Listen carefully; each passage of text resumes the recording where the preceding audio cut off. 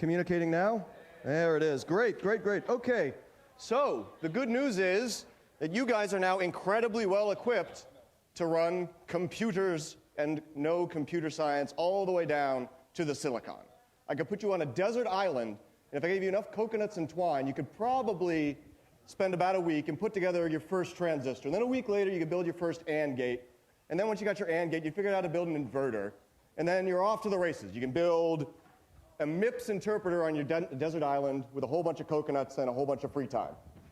So, as we've been discussing, we now have covered what assembly is, what the stack and the heap are, what memory management looks like, what virtual memory management looks like, and even we did a mad dash for the last week here. We know I/O, so finally we can build these devices that communicate and interact with the outside world. So we're done, right?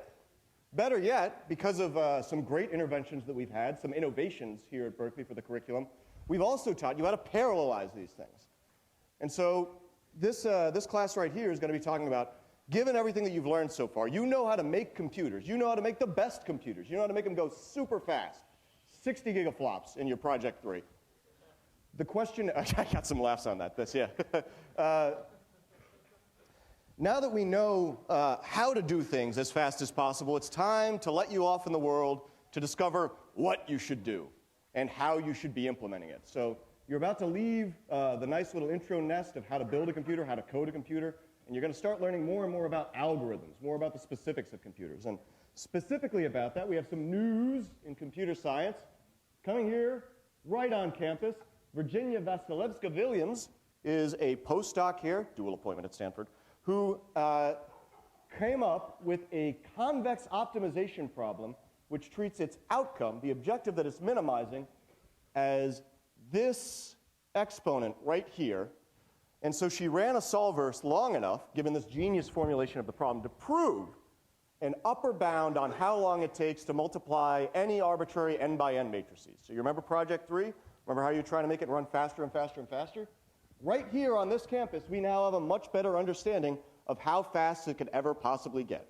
And it's on this scale. Before, we thought it was n to the 2.374, and now, fresh off the presses, we believe that it's actually n to the 2.3727.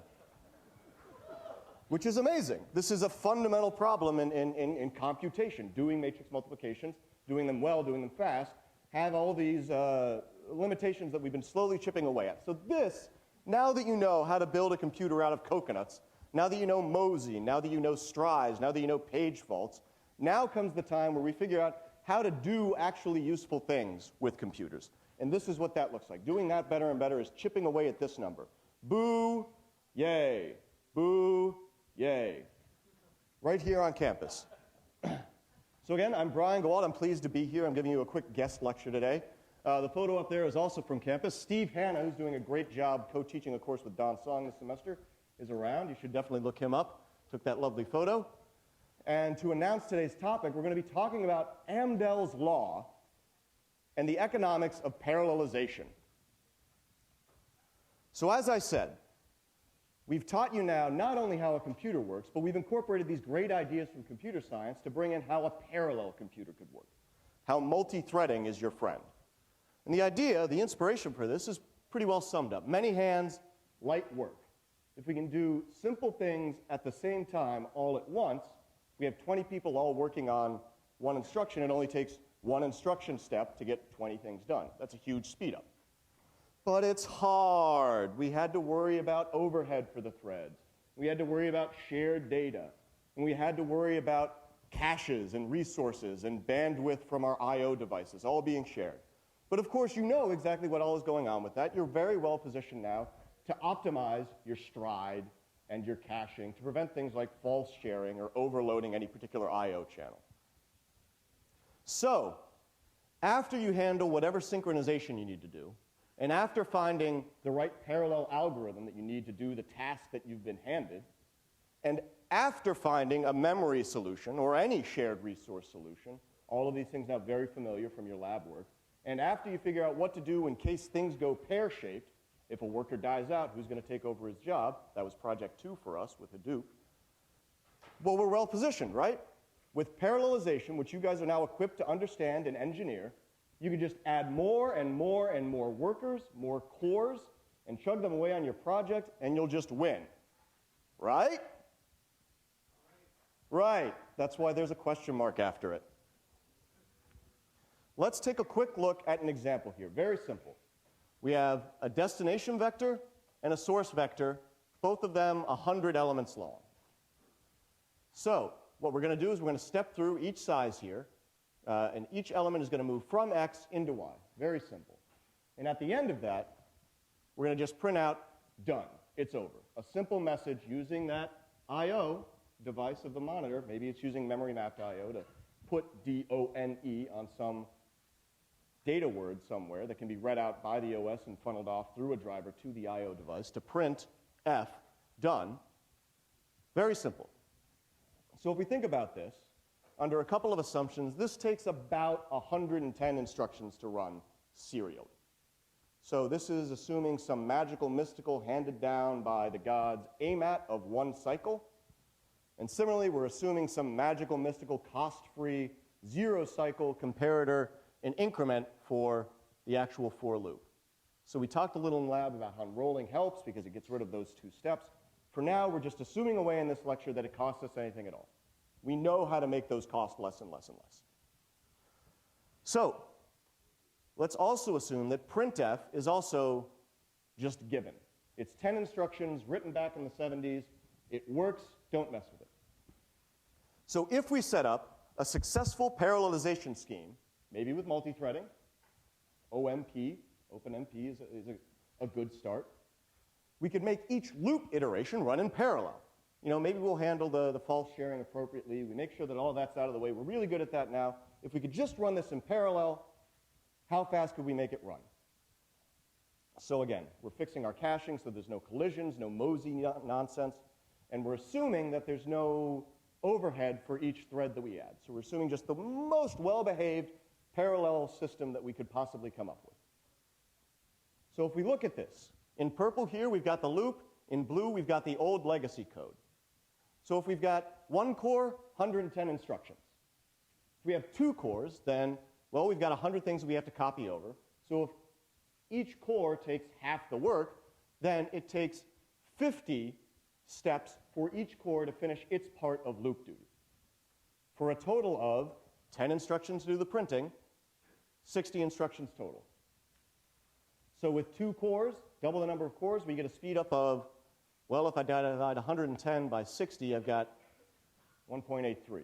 That's not right. It's very close to 2, but not quite so good.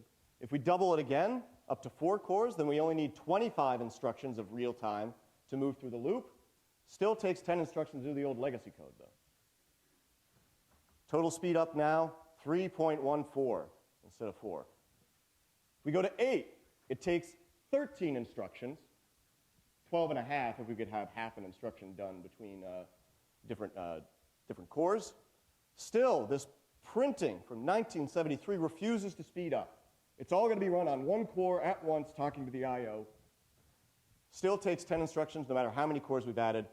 Takes 23 total, that's 13 plus 10, for a speed up of only 4.78. And look at this, it gets even worse. When we doubled before from 1 to 2, 1.83. That's sublinear. 2 to 4, 1.71. That's even less sublinear. That's even sublinear. And then you can see that it gets worse and worse and worse. There's this marginal return from adding a core that diminishes the more that we have. And why is that? I think you know the culprit. It's this non-parallelizable print statement here. So here's just exactly what we were talking about, made graphical. If we imagine the amount of time that the program is spending in each part with one core, 100 instructions to do the copies, 10 instructions on the print. 2 cores, the purple part gets cut in half, the blue part stays the same. As we add more and more and more, the purple part gets lower and lower and lower. Our loop takes less and less time, but there's nothing we can do about the legacy serialized code. Which means, even in the limit, we know it's going to take at least one instruction set. If we have more than 100 cores, we can do all the processing in one step, one instruction. We're still going to have 11 instructions total to finish this code. Total speed up, well, it took 110 with one core, takes 11 now, biggest possible speed up that we're seeing, even with perfect parallelization, even with perfect unrolling, perfect moseying, perfect cache strides, everything, 10x. And that's with 100 cores. So they realized that this was coming in the 60s. I think it was 67, 68 thereabouts, where a Norwegian-American scientist named Gene Amdahl, still alive, by the way, still working, still making the rounds, published a paper that talked about this very problem. This idea that you've got diminishing returns because some of your code is parallelizable and some of it isn't. And what he proposed was this equation right here, where 1 over 1 minus p plus p over n gives you how much you can speed up your code with n cores. So if your code has a certain percentage of which can be parallelized, and you're using n cores to run it, you're looking at a speed up of f of n. So the logic here is no matter what happens, we've got this percentage which can't be parallelized, which is just sitting there eating up our cycles, eating up instructions. Nothing that can be done by adding another core to it. However, this one part, p here, the part that can be parallelized, gets less and less intense as we add more cores. So in the denominator here, you can think of the total number of instructions that we had to deal with. So sort of like this. As n gets bigger, 1 minus p plus p over n gets smaller as n goes up. Invert that to get a sense of what the speed up has been. You know, opposite of duration is rate. So what's the biggest rate we can get? Well, it depends on how parallelizable our code is. And more to the point, this is actually the dismal part of Amdahl's law, is the idea that if we had infinite cores, a gazillion of them, if we take n to go to infinity, and then p over n drops out, and we're left with the inclination that if we've only got 80% of our code parallelizable, then we're left with the maximum possible speedup of 1 minus 80%, or 1 over 20%, or 5x speedup. Best we can do. Amdahl's law. And we can see that the effects of this kick in pretty quickly. Here I've got a plot of just what this equation looks like for a series of cores. So this is number of cores on the x-axis, and this is percent speed up that we can get as a multiple of how fast it would run with just one core. So we've got a single program that we're trying to get to the end of, and we can throw a variable number of cores at it. So here on the red line is what happens if we've got 50% parallelization.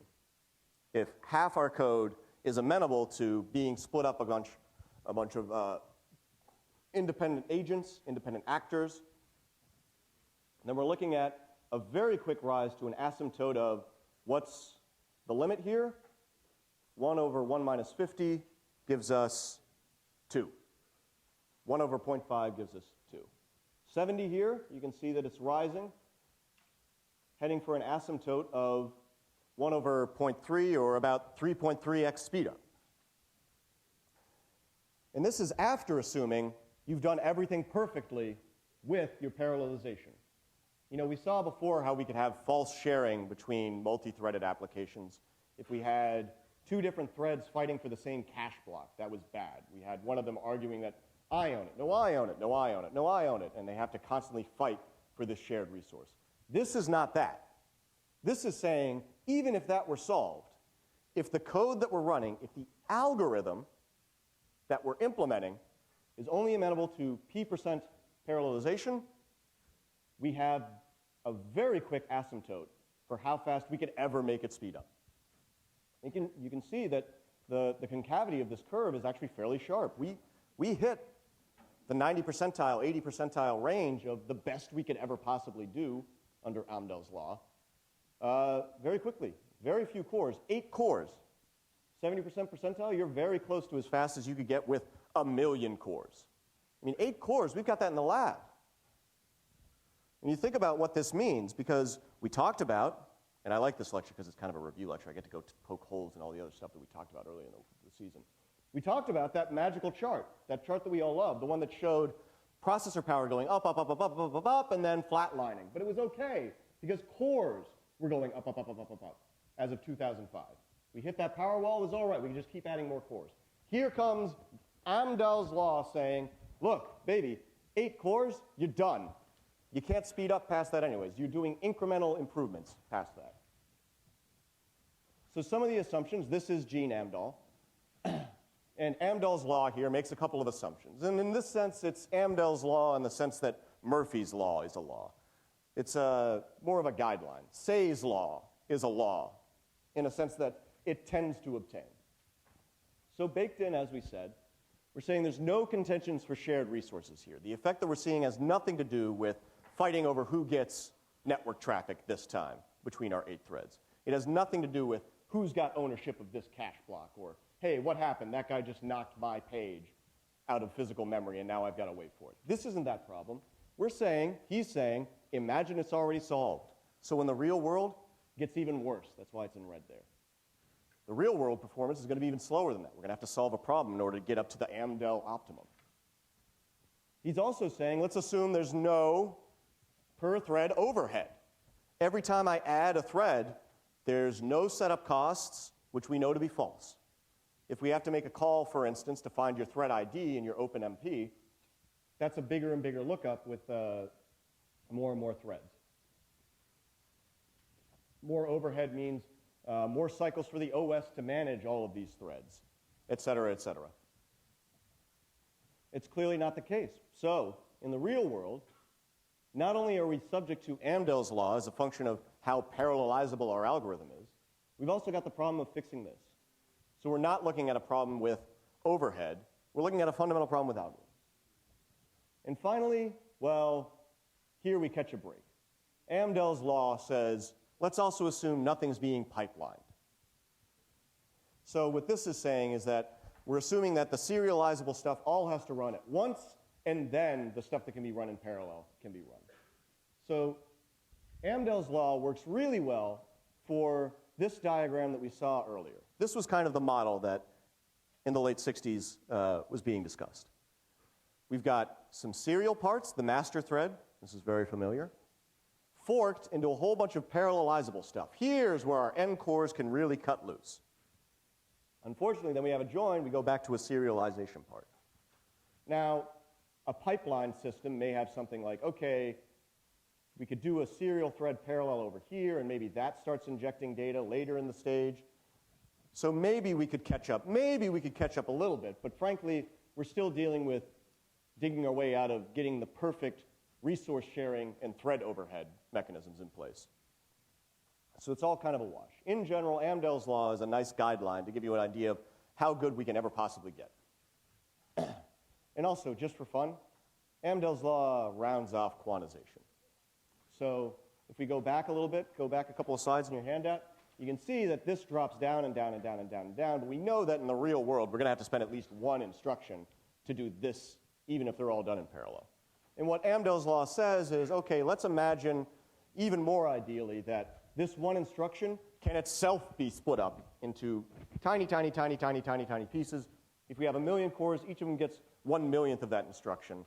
So for our analysis here to 4, going forward, we're going to talk about, let's imagine that this can actually be shrunk all the way down to 0 with appropriate parallelization.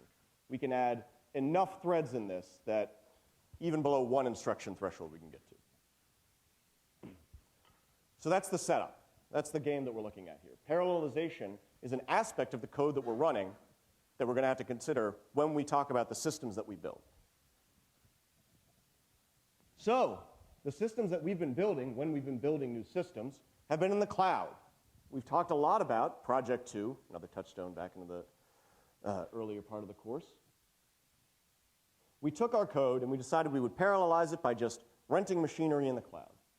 And the idea was, okay, if we want to get twice the speed up, was the hope, we just go and grab 2 times as many nodes in our cluster. We can build a cluster with twice as many compute units, let's say. And of course, this just raised a whole bunch of resource sharing problems and a whole bunch of bottlenecks, because when you did your MapReduce, who got an actual 2x speed up by going from 3 to 6 on the Berkeley-Stanford web graph? Anybody get close? Anybody get 1.5? Anybody get 1.3? Yeah, there we go. We're looking at, these are the 1% in terms of speed up. I myself went from 16 minutes in iteration to 11 minutes in iteration. And that was a doubling. So the hope was, if we can go to a speed up of 2x by buying twice as many nodes in our cluster, the hope was we could get twice as much processing done. And why do we like that? Well, generally, some of us are altruists, some of us are academics. But most of us in the computing world, we're doing this for a living, right? Like, if you're doing a business where you analyze somebody's Twitter stream and then tell them, I don't know, some other Twitter user that they are most compatible with, you're going to want to press through as many Twitter users as possible to set up in this little love connection that you've set up going. Maybe you get $1 for each time you run the match. So the more you can do in an hour, the better. And if you rent your computer for the entire hour, whether it's idle or not, the faster you can speed up your code, the more you can throw through there, the higher your revenue. That's good. So we've got a sense now where the faster we can make our code run, the better, almost directly proportionally. If we get a 2x speed up, we can move twice as many customers through, we can get paid twice as much. Of course, we also have this linear scaling in costs. We have, thanks to the chronology of our births, access to these incredibly elastic cluster sizes. We can add cores to greater and greater extents. Maybe we have to engineer around networking and communication and resource sharing between those cores, but we can get arbitrarily many cores. And at this point, it comes X dollars for one core, K dollars times X for K cores. So that just scales up and up and up and up and up. And honestly, it's not as dire as it sounds as far as getting them to communicate, because with virtualization, when we say that you're buying one core, they're actually just time-sharing one incredibly fast processor with you. So it's actually not so bad virtualizing yourself all the way up to arbitrarily many cores. So resource sharing isn't going to necessarily cripple us. And of course, we've got this idea of different price points for the hardware that we're looking at. Do we want 1.2 gigahertz processor, or do we want 3 gigahertz processors? Do we want 1.7 gigabytes of RAM, or do we want 7 gigabytes of RAM? And all of this enters into our business decisions. You figure out what your algorithm's doing, how expensive it is in terms of memory use, how computationally intensive it is, and you find the right model for you. And if you want to scale it up, if you want to run your algorithm in parallel, just buy more of them, KX for K cores. And of course, all of this still holds for really reasonable grounded purposes if you built your own rig as well. I mean, if you rolled your own supercomputer, you'd still have to pay extra power costs for every processor you were running. So all of this intuition should guide us when we start thinking about what kind of system should we put together now that we know, and we got an inkling of this in Project 2, that we can't just go faster, faster, faster, faster, faster by adding more and more agent Smiths, replicating those cores all over the place. We've got a fundamental limit, according to Amdahl, on how fast we can go. So if we know that infinity isn't the answer for what's the desirable number of cores, let's start asking ourselves, what is a desirable number of cores? So here we go, same plot that I had before, Amdahl's law, very familiar curve to you now. Huge, huge ramp up here as we go from 0 to 1, because a speed up of adding one core compared to having no cores at all is phenomenal. But then you can see it immediately drops off. Going to 2 is not doubling. Going to 3, going to 4 is not doubling over 2. Very quickly hits an asymptote. Even if you're 90% parallelizable, you can see this bend here. So let's assume we lump in a proportional rate between how fast we can go and how much we're paying, such that this y-axis here is now some unitless comparator between how much we're paying and how much we're earning. If we get a higher speed up, that's good. We get more revenue. If we get more cores, not only do we get a higher speed up, we also get higher costs, however. The costs rise linearly, proportional to the number of cores that we're renting, or the number of cores we deign to put into our energy hog supercomputer. And then we've got a sublinear rise, an asymptotic rise in the payoff by adding more cores. So right off the bat, we know there's a limit. Infinity is no longer the answer. If I told you that you got $2 for running 27 cores, but you had to pay close to $2.50, no sale. 27 cores is right out. We can use this chart to say, okay, right here, for the red line, if I know my algorithm's only 50% parallelizable, no way for this cost am I going to want any more than 19 cores. Similarly, if I change my algorithm, speed it up a little bit, make it 70% parallelizable, still I know 31 cores, most I could ever possibly want. If costs exceed benefit, if the costs of adding more cores exceeds the benefit from speeding up by more cores, don't do that. You're losing money on every sale, and you will not make up for that in volume. You can see here we're in much better shape at 90%, but even this is going to hit a limit. And that limit's going to be much sooner than you'd think. You know, we talk about cutting-edge, bleeding-edge, multi-core systems. We're talking about thousands and thousands and thousands of cores. But Amdahl's law says, well, if you're going to run that many cores, you're going to need something parallelizable down to 9 nines, 99.99999999999% parallelizable before it becomes, you know, even profitable to run at that scale. So we got bounds, upper bounds, on just where we should not even bother considering setting n when we have to put together a system. When you go home, when you go to your desert island, build your multiprocessor MIPS coconut computer, bear this in mind in terms of how many cores you want to put in it. It has to do with what you're going to do with it. If you're doing something that's incredibly parallelizable, more cores is better, but that limit hits you really fast.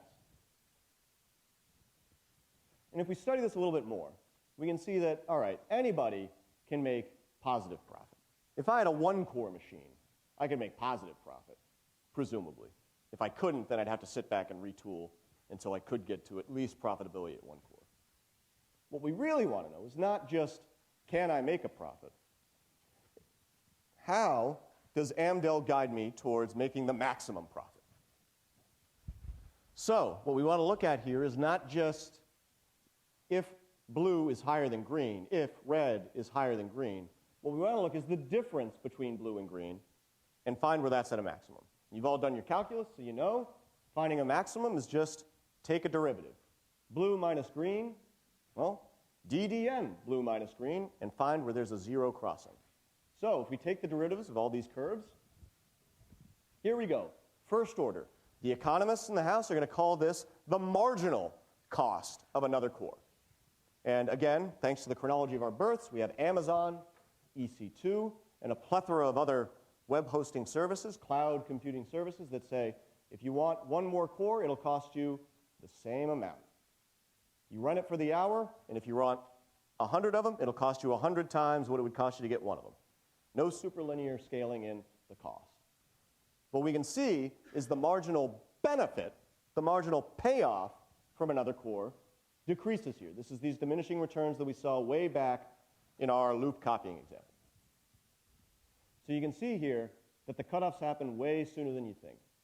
If we want d benefit minus cost to be 0, then we want d benefit minus d cost to be equal.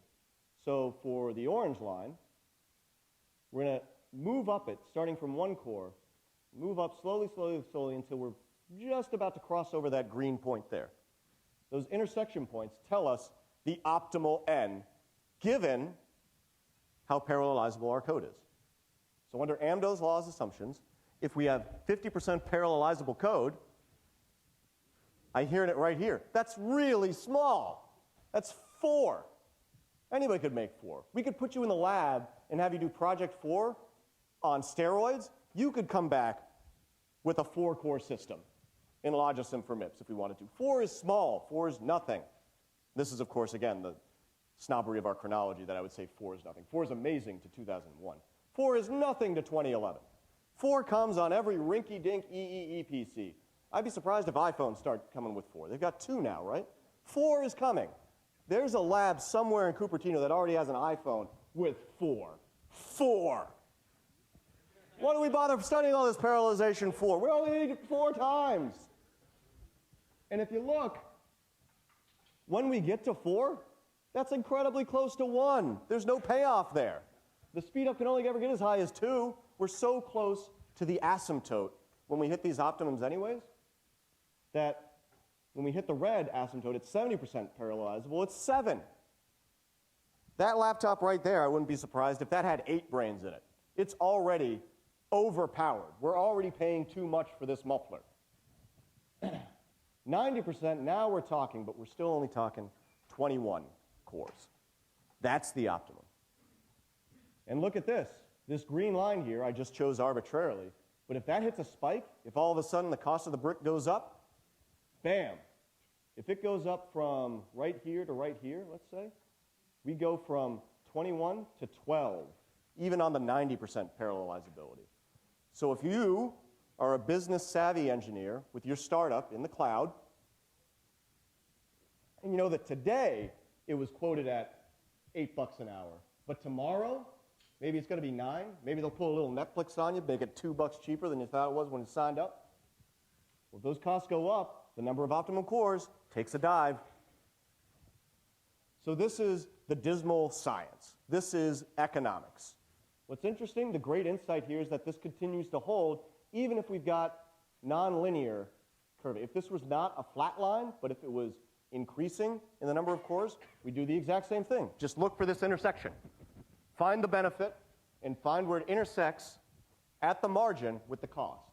To put it another way, look at this curve and find where your benefit curve is tangent to the slope of your cost curve. Basic economics. You guys know how to build a computer. Now you got to know the good way to use a computer. And this is going to involve insights that come from your fundamental understanding of computer science that you bring to the table. You know what it means for code to be parallelizable. You know what it means to fork and then join and to be able to do all of these in parallel. What you're going to have to learn is, okay, it doesn't work forever. This many is too many. This many is actually too many if you're looking to maximize. Parallelization economics rears an ugly, ugly head on all this. Really puts a damper on the parade. So here we go. Let's talk about this for a real algorithm, one that I use every day. Sum of squares. All right, s equals 0. For all of the elements in my array, I'd like to add the square of that element to s. That's 2 instructions per loop. And by the way, it's plus equals, so the value at step k depends on what k minus 1 was doing. K plus 1 depends on k. Everything depends on one step behind, over and over and over again. It's, as written, unparallelizable. P equals 0%. You plug that in, the maximum possible speed up is 1 over 1 minus 0. 1x speed up, max. Doomed. This is MF Doom, Sev Love X. So what we've got here is a bad situation. What we've got here is a bad algorithm. So I opened up the lecture today talking about new and better limits on how good algorithms can get. Let's make another better algorithm. Here we go. This looks pretty familiar. Let's break up that 2 instructional loop and make it 2 1-instruction loops. The first one, we're going to declare a new array, each of which holds the square. Second one is going to do the bad old accumulation over that squared array. And this used to be in Courier, but when I downloaded it, it just came out like this, which is actually super classy if you're used to looking at monospaced fonts, but I apologize if it's a little less than readable, code-wise at least. So the good idea, break up what used to be 2 instructions in 1 loop, 2 loops, 1 instruction each. We can parallelize this part. Hooray, P just jumped from 0 to 50%. That sounds like a lot until you run Amdahl's law and find out 1 over 1 minus P is 2x speed up, maximum. And that's with a gazillion cores. That's with more cores than Cretius, I guess. Even 2x speed up requiring a gazillion cores and a gazillion dollars means that we're not going to do much better than we could with just 1 core. So that's bad news. If we can't parallelize, if we can't go faster, then I can't make people fall in love by matching up their tweets. My web service suffers for that. Doom. We can go a little faster, but not a lot faster. So here's a smaller doom. So what we got to do is get a better algorithm. Unfortunately, we've been taking 61C, so we remember a couple of lectures ago when we had exactly that. A situation where we can actually build a parallel version of what looked like an unparallelizable block. Plus equals yi means, well, whatever was in the last step, we got to add to it. How do we fix that? use the sum reduction from October 14th, 2011's lecture in 2011, right here. Remember, this date was when you looked back at that date for guidance. Print out both lectures and staple them to your cubicle walls. This algorithm here is one of the most amazing ones I've seen. How close can we get to full parallelizability? Well, if we can build PAR-accum, this parallel accumulator, which takes in y and the length of y, the closer p can get to 100. So let's take a look at this. This should be sort of familiar to you. So let's imagine we've got n cores on loan from EC2. We've got 100 elements to contend with. So, processor 0, I declare that you shall take 0 through 100 over n minus 1. Take the first fraction that belongs to you. Those of you who might remember from lab, hey, that's pretty smart because that's chunking. That's going to help reduce the number of cache collisions I have between my multi-threads, which is good. So if we chunk for processor 0, processor 1, and by the way, I'm being loose with the jargon here. It's not necessarily a multi-process thing, but definitely a multi-thread system here. So processor at time 0, processor that we're going to call 1, processing that happens for n minus 1 all gets their own chunks. And each of them, if they want to do accumulation for their share, only has to do 100 divided by n minus 1 sums. And then we can just level them up, level them up, level them up. Everybody kicks up, stores it as an intermediate at some point. And then we have a whole bunch of intermediates here represented by each of these edges that we just have to accumulate again. Now, before we started with 100 inputs, and so we chunked them up. The outputs of this, how many outputs are we going to have? Somebody shout it out.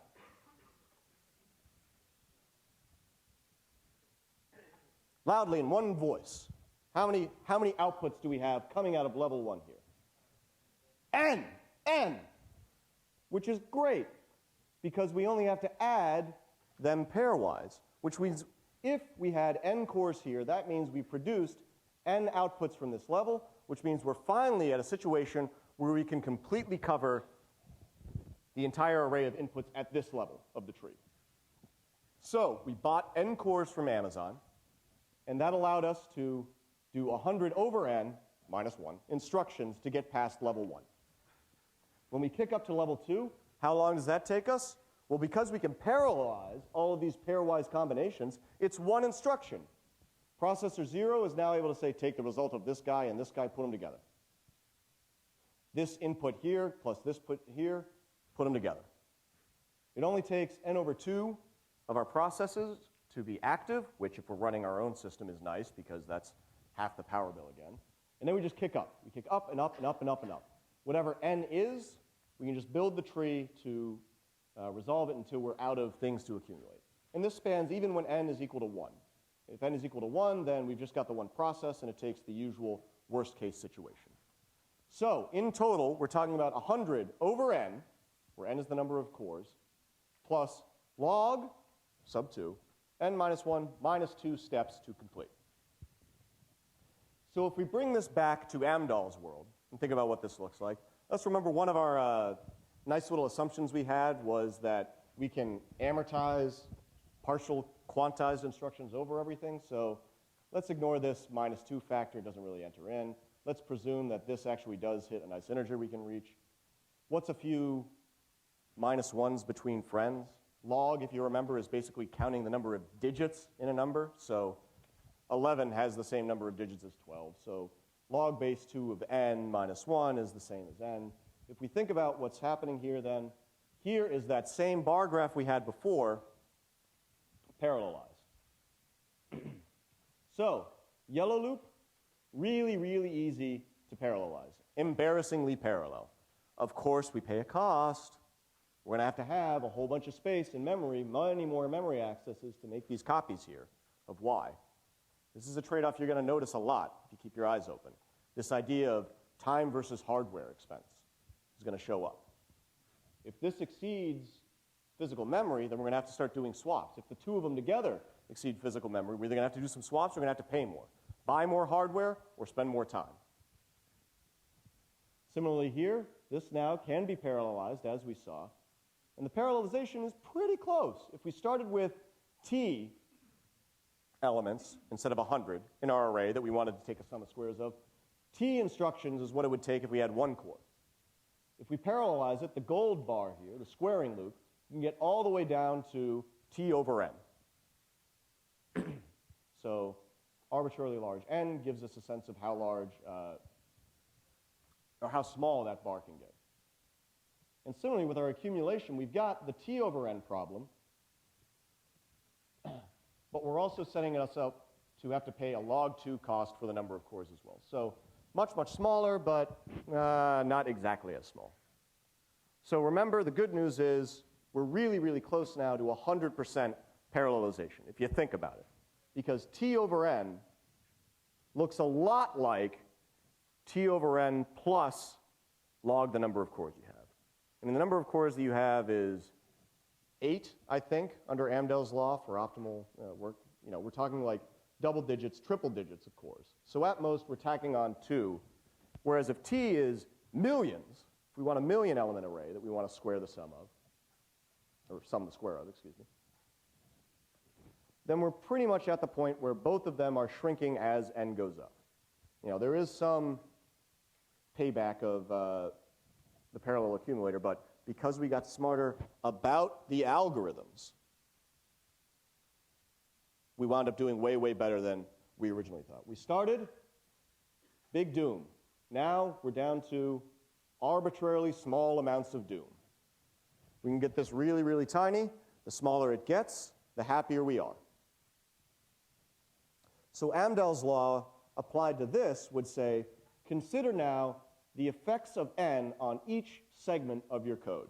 Some of them are going to shrink as 1 over n. Some of them are going to shrink as 1 over n plus some additional factor. Some of them are going to shrink as maybe even n squared. I don't know. You could imagine a situation like that. Some of them may have communication costs, which wind up giving you square root of n subtraction. But the idea is to imagine in your head, come up with a formula for how fast each part of it shrinks as a function of n, and you can come up with your own little Amdahllian law suited just to your own algorithm that you're implementing. So if you do like Dr. Williams did, come up with a better algorithm or come up with a better guideline to making a better algorithm, you can analyze it this way. You can go back to this chart here, draw your own, figure out what the market is charging you for processing power, come up with the breakpoint, find the optimum, be a big hit at your high school reunions. That's all the money you make. So, quick break there. No EPA today, no peer questioning or anything of the sort. What I do have are these stats that we promised you. So before we go into them, are there any questions about Amdahl's law and the economics of parallelization? Yeah. Nope, just fixing the hair. Okay, cool. And remember, this is all very contingent on you being able to perfectly pass information up this tree, costlessly. So, if you've got a whole bunch of people out there working really hard on implementing these algorithms, they're like, ah, man, I'm just getting taken out to the woodshed by these communication costs, maybe you see that as an opportunity. Go, speed this up, make $1 million. The economics are everywhere in this. The slowdowns are what we want to fix. The more we fix them, the better our potential. You know, not just the number of people we can make fall in love based on Twitter compatibility, but also folding genomes, you know, curing cancer, finding links between, folding proteins and finding links between genomes and cancer. Seismic detection for nuclear strikes is very easily parallelizable if you find the right algorithm and if you can implement it on large enough hardware. So here's what's happening when we actually set you folks loose about a month and a half ago on the cloud. You can see that right here, this is me testing it out. This is the Gemini flight, Mercury. Mercury came first? Mercury came first. This is me up in the air, making sure that we can actually go to the cloud and making sure that the PageRank algorithm that we described actually works. And it did, hooray. So then as everyone was struggling to get Hadoop to work locally, and I'm sorry, I shouldn't use struggling, that's a loaded word. As everyone was persevering and enjoying themselves making Hadoop work locally, we launched, we went live right here at midnight. Of course, this is, I think, the East Coast time scale because where were we operating this? Where were you sending your code when you sent it out to the cloud? Anybody pick up on that? Northern Virginia, home of the greatest minds ever to speak in front of you today during this lecture hour. Northern Virginia. Got a nice little data center out there in the Dulles Corridor. And by the way, just to clarify this, you grabbed your code and you put it up in a little bundled packet, wrapped it up in some IP and then some TCP, and then threw it out there. Your code actually flew across America and then lived on those computers in Northern Virginia. And we can see that that first happened with me, Mercury. Here comes Gemini. Our first most intrepid people want to be the early adopters. Grabbed it as soon as we went live. So these timestamps are all Eastern Standard. They grab it, and you can see each particular day, more and more and more, we hit a peak right at the deadline. You could knock me over with a feather. We hit a peak at the deadline of 292 instances running at once. That means, well, let's see, if we were doing six, if we were doing six instances running, what's that, 50 groups? So yeah, about a third of the groups active at once. And we can see that it's always really live right here as people are just banging head to keyboard over and over and over until 3 a.m. hits and then go to sleep. What's neat, what I love most about this graph at this usage, and what's most applicable to our larger discussion here is, look at that.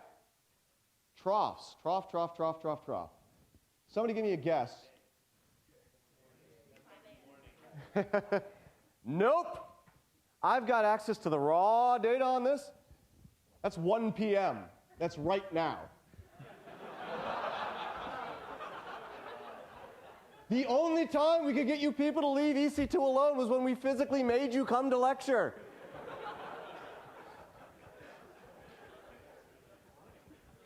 So what does this mean? What this means is you are the best customers. Because you are, you're in the Western Hemisphere, first of all, which the realities of computing means that's where most of the action is. Silicon Valley especially. America, a broader subset of that. This is just where a lot of the action is in terms of heavy usage of computing. But heavy usage of computing is used heavily to make customers happy. And when are customers happy? When they're using the internet during the daytime, mostly at work. You look at any website, people visit it because they're goofing off at work.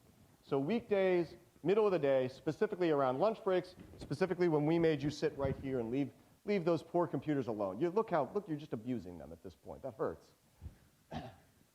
Which means that, for the savvy engineer out there, oh, well maybe if we redid this project, we should take it away from the flat fee and put it on the spot market. So if we reran this again, maybe we'd give you bonuses not just for speed up, we'd also see if you could bring it in under budget. See if you can find a way to, we know that nobody's using the computers at night, which should mean I should be able to get it at a discount at night. And since you guys are just perfect night owls anyways, I don't see that that's too onerous. And if you do like getting your beauty sleep, cron jobs. So this is what you guys looked like for a week. Total cost just on this right here, $2,400. And we incurred about $10 more just on paying to move data back and forth from S3 and to download from that. And also, there were a couple of wiseacres out there who decided it'd be fun to use our C1X large instances, which run you about $1 an hour. So they're not included on this chart, but there was a blip right here, and then right here, and then I changed the password. So mean usage, 81 cores at a time. Median usage, just for that main hump there, I cut off the outliers, 52. So this is what you guys looked like. So that was project 2. And next lecture, bringing it on home, we'll let you know how everything went similarly with your stats on project 3. So economics and parallelization, thank you very much. And I'll see you guys office hours. We are holding office hours during Dead Week, so I will at least be there. Our TAs might be struggling with final exams, but I'll be wide open. So